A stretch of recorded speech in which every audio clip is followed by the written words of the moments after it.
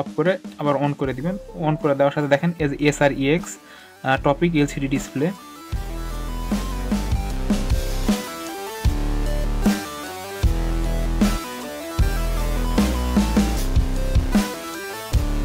আসসালামু আলাইকুম সবাইকে, আশা করি সবাই ভালো আছেন। তো আজকের টপিকে আমরা দেখাবো যে ESP32 সাথে কিভাবে আমরা ডিসপ্লে কানেক্ট করব। তো আমরা এখানে ব্রেডবোর্ডে একটা জিনিস দেখে রাখেন, আমি কিন্তু কানেক্ট করে রাখছি আপনাদের প্রজেক্ট বোঝানোর জন্য। তো এটা আসলে আপনাদের পুরোটা পার্ট বাই পার্ট বোঝাবো। তো আমরা ESP32 যখন সব প্রজেক্টই করব, তাহলে সেখানে আমাদের অনেক প্রজেক্টে এমনও আসতে পারে যে ডিসপ্লে ইউজ করা লাগতে পারে বা এরকম প্রজেক্টও আসতে পারে। তো দ্যাটস ওয়াই আমরা কিভাবে, যেহেতু আমরা ESP32 বেসিক প্রোগ্রামিং শিখতেছি, দ্যাটস ওয়াই আমরা কিভাবে ESP32 ডিসপ্লে কানেক্ট করতে হয় সেটা আপনাদের দেখাবো। তো প্রথমে আমরা যেটা বুঝাবো সেটা হলো সার্কিট ডায়াগ্রাম। তো এখানে আপনারা দেখতে পাচ্ছেন একটা ব্রেডবোর্ডে আমরা ESP32 রাখছি, LCD ডিসপ্লে রাখছি এবং I2c কমিউনিকেশন মডিউল রাখছি। তো এখানে আমরা যে সার্কিট ডায়াগ্রামটা করে রাখছি, এটা খুবই সহজ একটা সার্কিট ডায়াগ্রাম। আমরা জানি যে I2c কমিউনিকেশন মডিউলে আপনারা মাত্র 2টা পিন দিয়ে আমরা সিগন্যাল নিতে পারি। তো I2c কমিউনিকেশনের মাধ্যমে আমরা আরও অনেকগুলো সেন্সর এভাবে ইউজ করতে পারি। তো আজকে অত দূর আর না যাই, আজকে জাস্ট খালি ডিসপ্লেটাই দেখাবো। তো এখানে আমাদের I2c কমিউনিকেশনের জন্য আমাদের কয়টা পিন লাগবে, পিনগুলো হলো দেখেন গ্রাউন্ড, VCC, SCL এবং SDA। তো এই পিনগুলা আমাদের লাগবে। তো আমাদের আরডিনো তো কানেক্ট করার জন্য লাগবে আর কি, সরি আরডিনো বলতেছি, ESP32 তো কানেকশন দেওয়ার জন্য লাগবে। তো এই পিনগুলা আমরা ESP32 কোন পিন SCL বা কোন পিন SDA সেটা আমরা কীভাবে বুঝবো, সেটা বোঝার জন্য সহজ একটা মাধ্যম আছে। এই যে আপনার ESP32 যে বোর্ডটা আছে, বোর্ডের উপরে যে লেখাটা আছে, মডেল নম্বরটা লেখা আছে, এই মডেল নম্বর লিখে গুগলে সার্চ দিবেন যে ESP32 মডেল নম্বর এত, বোর্ড পিন আউট লিখে সার্চ দেওয়ার সাথে এরকম আপনার একটা পিন আউট ডায়াগ্রাম পাবেন। সেই ডায়াগ্রামে আপনারা খুঁজে দেখবেন যে SCL এবং SDA পিন কোথায় আছে। তো আমাদের যে ডায়াগ্রামটা আছে, এখানে SCL পিনটা আছে হলো GPIO 22 পিনের সাথে বা D22 পিনের সাথে SCL আছে, এবং SDA আছে GPIO 21 বা D21 পিনের সাথে আছে। তাহলে আমরা কি করব, যে SCL এর সাথে SCL কানেকশন করব, SDA এর সাথে SDA কানেক্ট করব। তো দ্যাটস ওয়াই আমি একটা সহজ ডাটা শিট রাখছি। আমরা SCL এর সাথে 22 নম্বর পিন লাগাইছি আর SDA এর সাথে 21 নম্বর পিন লাগাইছি। আর এখানে আরেকটা জিনিস বোঝাই, যে এখানে যে VIN যেখানে আছে, সেখানে আমরা কি করছি, এখানে VIN এর সাথে আমরা VCC কানেক্ট করে রাখছি আর গ্রাউন্ডের সাথে গ্রাউন্ড কানেক্ট করে রাখছি। তো সহজ একটা সার্কিট ডায়াগ্রাম। তো এখন চলেন ডাইরেক্ট প্রোগ্রামিং এ চলে যাই। প্রোগ্রামিং এ তেমন কঠিন প্রোগ্রাম না, খুবই সহজ একটা প্রোগ্রাম। তো এখানে আমরা যে ডিসপ্লে নিয়ে কাজ করব, সেই ডিসপ্লেটা হলো কি 16:2। 16:2 কেন হলো, এই টপিক নিয়ে আরডিনো যে LCD ডিসপ্লে প্রজেক্টের ভিডিওটা করা আছে, মানে বিস্তারিত অনেক আলোচনা করা আছে, তাই আজকে বেশি আলোচনা করব না, অল্প আলোচনা করব। আর যদি আপনাদের বিস্তারিত জানতে হয় তাহলে আমার আরডিনো LCD ডিসপ্লের পর্বগুলো দেখতে পারেন। তো এখানে প্রথমে কি আছে, 16টা ক্যারেক্টার আছে আর 2টা লাইন আছে কি। এখানে প্রথম লাইনে 16টা ক্যারেক্টার ধরবে, দ্যাটস ওয়াই এখানে 16, আর 2টা লাইন আছে দেখে এই 2। এই জিনিসটা খুবই সিম্পল বুঝাই দিলাম। আর যদি বিস্তারিত জানতে চান তাহলে আমার প্রিভিয়াস ভিডিও LCD নিয়ে আরডিনোর সাথে যে ভিডিওগুলো করা আছে সেই ভিডিওগুলো দেখতে পারেন। #include liquid crystal I2c.h। তো এখানে একটা মানে যে আমরা লাইব্রেরি কল করছি, লিকুইড ক্রিস্টাল I2c মডিউলের জন্য যে লাইব্রেরিটা, সেই লাইব্রেরিটা কল করছি। আপনাদের আমি ডেসক্রিপশনে এই কোড সহ এই লাইব্রেরিটা আপনাদের আমি দিয়ে দিব। তো এই লাইব্রেরিটা পাওয়ার পর আপনারা কিভাবে লাইব্রেরিটা অ্যাড করবেন, লাইব্রেরিটা অ্যাড করার জন্য জাস্ট স্কেচে যাবেন, স্কেচে যায় ইনক্লুড প্রোগ্রামে যায় অ্যাড এ জিপ লাইব্রেরি।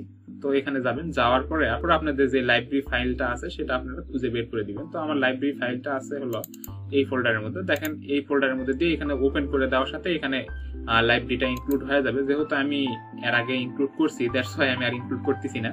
তো এখানে আর বোঝানোর কিছু নেই। লিকুইড ক্রিস্টাল I2c লিখবেন, লেখার পরে LCD ডিসপ্লে নাম লিখবেন, লিখে এখানে দেখেন এখানে একটা ইম্পর্টেন্ট একটা জিনিস আছে। এই জিনিসটা যদি মিস করেন তাহলে আপনার পুরো প্রজেক্টটাই হয়তো বেঁচতে যেতে পারে, আর যদি ভাগ্য ভালো থাকলে হতেও পারে। তো দ্যাটস ওয়াই এখানে লেখা আছে দেখেন 0x27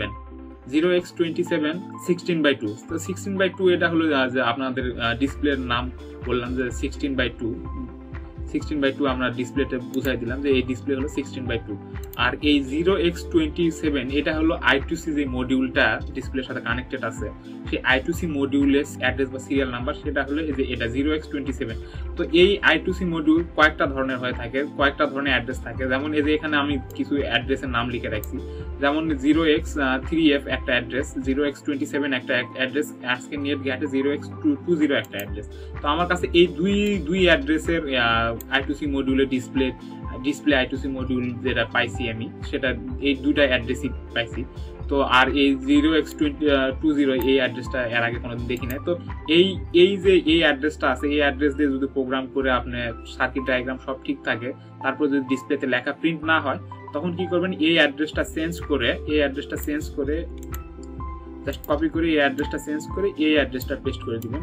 এই যে কোনো এর মধ্যে যে কোনো একটা অ্যাড্রেস পেস্ট করে দিবেন, ইনশাআল্লাহ প্রোগ্রামটা হওয়ার কথা। তো তারপরে কি আছে আমাদের ভয়েস সেটআপ, lcd.begin, এগুলা তো আগে বুঝাই দিছি, আগের আর্ডিনো ভিডিওতে অনেকবার বুঝাইছি, আর তাই বেশি বুঝাইতেছি না। তারপরে এখানে কি আছে lcd.print SREX মানে science research and engineering experiment, এটা আমার চ্যানেলের নাম দেওয়া আছে। তারপরে কি আছে lcd.setCursor, সেট কাটসর। তাহলে সেট কাটসর মানে যে এই ডিসপ্লেতে যে আমাদের লেখাটা শো করবে, তো সেই কোন লাইনে মানে শো করবে, সেই কাটসরটা মানে সেট করে দেওয়া হচ্ছে, উপরের লাইনে সেট করবে না নিচের লাইনে সেট করবে। তো এখানে দেখেন আমরা কি লিখছি, lcd.setCursor 01। আমরা কি জানি যে কম্পিউটার কি গোনা শুরু করে কোথা থেকে, 0 থেকে। এগুলা কিন্তু ডিটেল ভিডিও এর আগেও দিছি ওই আর্ডিনো এলসিডি ভিডিওতে, আপনারা যাই দেখে নিতে পারেন। তো কম্পিউটার আমরা কি জানি, কম্পিউটার 0 থেকে গোনা শুরু করে। তাহলে 0 লাইনটা হলো কোনটা, উপরেরটা, আর 1টা হলো নিচেরটা। তাহলে এখানে যদি এসে এই কাটসর সেট করে দেই, তাহলে উপরের লাইন থেকে 1 নম্বর কলাম থেকে লেখা দেখানো শুরু করবে। তারপর কি আছে lcd.print টপিক ESP32 LCD। তো এটা মনে করেন যে ভয়েস সেটআপে আপনি যেটাই লিখে দিবেন সেটা একটা ইন্ট্রোর মতো কাজ করবে আর কি। যখন অনেক সময় দেখেন না উইন্ডোজ স্টার্ট হতে উইন্ডোজ স্টার্টিং, উইন্ডোজ 10 বা উইন্ডোজ 7 এরকম আগে দেখাইতো, বা এখন তো দেখায়।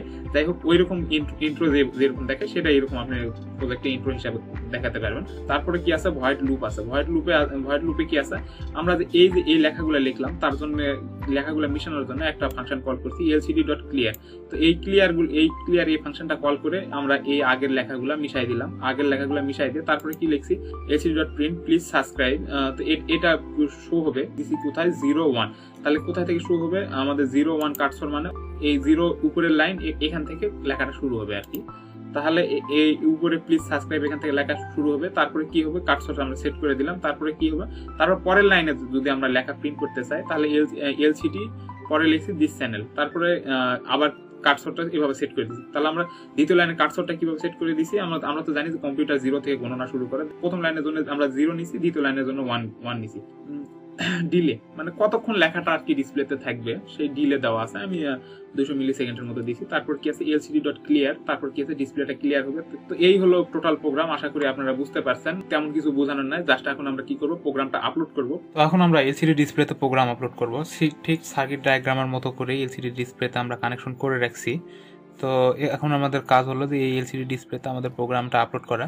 তো প্রোগ্রাম আপলোড করার জন্য কি করবো, আমরা ESP32 কম্পিউটার সাথে প্রথমে কানেক্ট করে নেব। কানেক্ট করে নিয়ে আমরা যেটা দেখবো যে এখানে পোর্ট নম্বর ঠিক আছে কিনা, COM3 পোর্টে কানেকশন আছে, বোর্ড নম্বর ঠিক আছে। তো এখন আমরা কি করবো, আমাদের কাজ কি এখন প্রোগ্রামটা আপলোড করা। তো প্রোগ্রামটা এখন কি প্রোগ্রাম আপলোড করার পর আর একটা কথা বলি যে আপনাদের I2c মডিউলে যে অ্যাড্রেস হবে সেই অ্যাড্রেস অনুযায়ী আপনার প্রোগ্রাম আপলোড করবেন। তো যদি আমার এই I2c মডিউলের অ্যাড্রেস হলো 0x27, আর আপনাদের যেটা হবে আপনারা দেখবেন নেটে I2c মডিউল স্ক্যানার পাওয়া যায়, আপনারা আমার আগের ওই আর্ডিনো I2c ভিডিওটা দেখলে বুঝতে পারবেন। তো আর যাই হোক, কথা না বাড়ায় প্রোগ্রামটা আপলোড করে দেয়। তো প্রোগ্রামটা এখন আমরা কি করবো, আপলোডিং করতেছি। তো দেখেন এখন প্রোগ্রামটা আপলোডিং হচ্ছে। তো প্রোগ্রামটা আপলোডিং হওয়ার টাইম নিচ্ছে স্কেচ কম্পাইলিং। আমার কম্পিউটারটা একটু ভারী, তাই প্রোগ্রাম আপলোডিং হতে একটু টাইম লাগে। যখন আপলোডিং এরকম আসবে তখন কি করব, আমরা বুট বাটনে প্রেস করব। বুট বাটনে প্রেস করে ছেড়ে দিব। বুট বাটনে প্রেস করে ছেড়ে দিলে কি হবে, প্রোগ্রামটা আপলোডিং হওয়া শুরু করে দিবে। দেখেন প্রোগ্রামটা আপলোডিং হচ্ছে। প্রোগ্রামটা আপলোডিং হওয়ার পরে দেখেন ডান, প্রোগ্রাম আপলোড ডান। তো এখন আমরা কি করব, এখানে চেক করে দেখবো যে এলসিডি ডিসপ্লেতে কোনো লেখা আসছে কিনা। তো এলসিডি ডিসপ্লে একটা কানেকশন আমি খুলে রাখছি, দ্যাটস ওয়াই কানেকশনটা দেওয়ার সাথে আমরা দেখতে পারবো যে এলসিডি ডিসপ্লেতে কিছু প্রিন্ট হইতেছে কিনা।